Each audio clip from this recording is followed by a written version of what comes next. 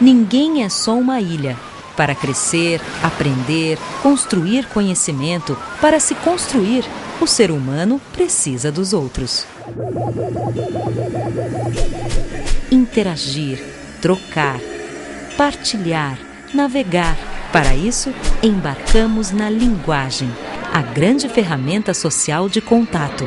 E é ela que, possibilitando a troca com o outro, permite a cada indivíduo, constituído dessa interação com o outro, completar-se para conquistar o seu potencial.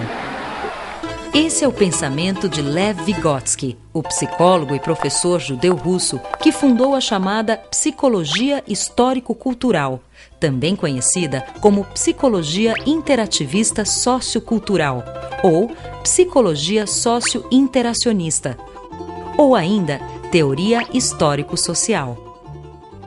Ele foi o primeiro psicólogo moderno a enfatizar que a cultura se integra ao homem pela atividade cerebral, estimulada pela interação entre parceiros sociais, mediada pela linguagem.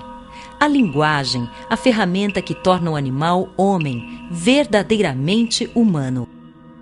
Contemporâneo do psicanalista e professor suíço Jean Piaget, Lev Vygotsky nasceu na cidadezinha de Orsha, em pleno Império Russo, na região da Bielorrússia, no final do século XIX. E morreu jovem, de tuberculose, aos 37 anos, porém com uma importante obra de mais de 200 de trabalhos científicos. Os mais conhecidos no livro Pensamento e Linguagem. Vygotsky recebeu a sua formação inicial diretamente de tutores na residência da sua infância, conforme a tradição das famílias abastadas, e mais tarde foi estudar na Universidade de Moscou, onde integrou um grupo de jovens intelectuais que buscavam um elo entre socialismo e uma nova psicologia integradora de corpo e mente. Assim, embora graduado em Direito, Vygotsky transitou também pelas áreas da medicina, psicologia, história, literatura, filosofia, atrás da formação interdisciplinar decisiva para a base das suas ideias, que mesclavam a biologia do corpo com a filosofia, literatura e psicologia da mente. Vygotsky formou-se na Universidade de Moscou no histórico ano de 1917, marco da Revolução Russa que derrubou o Império dos Czares e deu lugar à nova Rússia socialista, governada pelas ideias de Marx. O discurso marxista postulava que tudo é histórico, fruto de um processo, e que são as mudanças históricas na sociedade e na vida material que modificam a natureza humana, em sua consciência e comportamento. Influenciado por essas ideias, Vygotsky construiu a sua teoria sobre as funções psicológicas superiores e como a linguagem e o pensamento estão fortemente conectados. Para Vygotsky, é importante avaliar a criança pelo que ela está aprendendo e não pelo que já aprendeu. Sua teoria procura avaliar os processos mentais envolvidos na compreensão do mundo. E o modelo de aprendizado descrito por suas ideias representou um grande salto para a pedagogia, especialmente quando descreve a zona de desenvolvimento proximal. Para ele, uma das etapas de aprendizagem mais importantes. Para entender as ideias de Vygotsky, é fundamental inteirar-se de 4 pensamentos chaves vygotskianos: interação, mediação, internalização e ZDP, Zona de Desenvolvimento Proximal.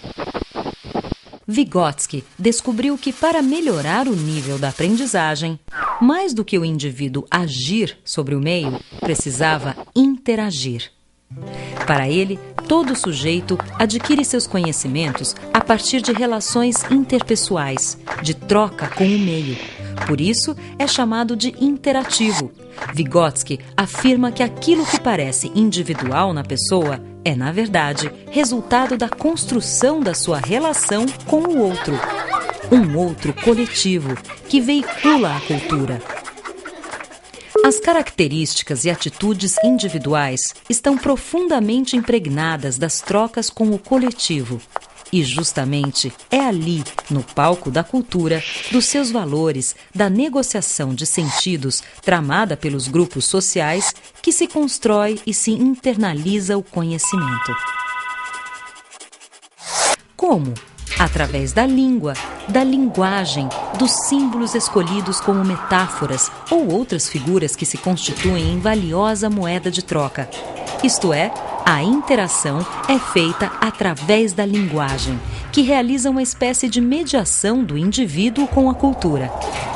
Vygotsky entende que as funções mentais superiores são socialmente formadas e culturalmente transmitidas por meio da linguagem. E mais, que ainda que uma criança tenha biologicamente o potencial de se desenvolver, se não interagir, não se desenvolverá como poderia. Basta lembrar do exemplo recente do menino lobo encontrado em Kalunga, na Rússia, que criou-se com lobos e desenvolveu muito pouco do seu lado humano. Andava de 4, não falava, rosnava e mordia como um cão. Como é que a cultura negocia os sentidos das coisas? Através de representações simbólicas, através da língua, da linguagem, que realiza a mediação entre a coisa e a compreensão da coisa, como se fosse uma tradução, uma afirmação, uma certificação.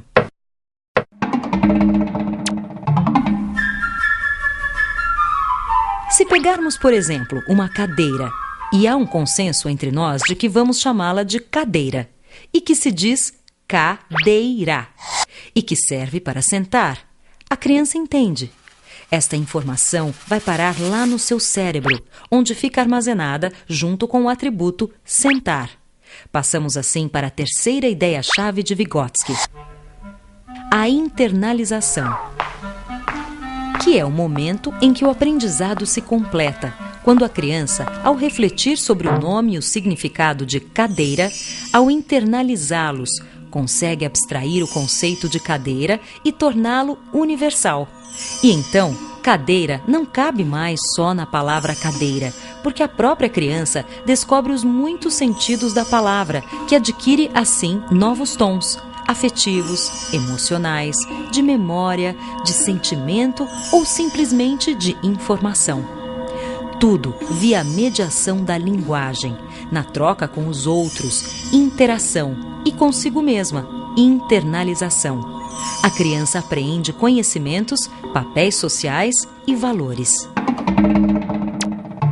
E, finalmente, a quarta expressão vygotskiana, ZDP, Zona de Desenvolvimento Proximal, que nada mais é do que aquele espaço em branco que existe entre o que a criança já sabe fazer sozinha, e aquilo que ela tem a potencialidade para vir a ser, desde que seja assistida, aprenda com os outros.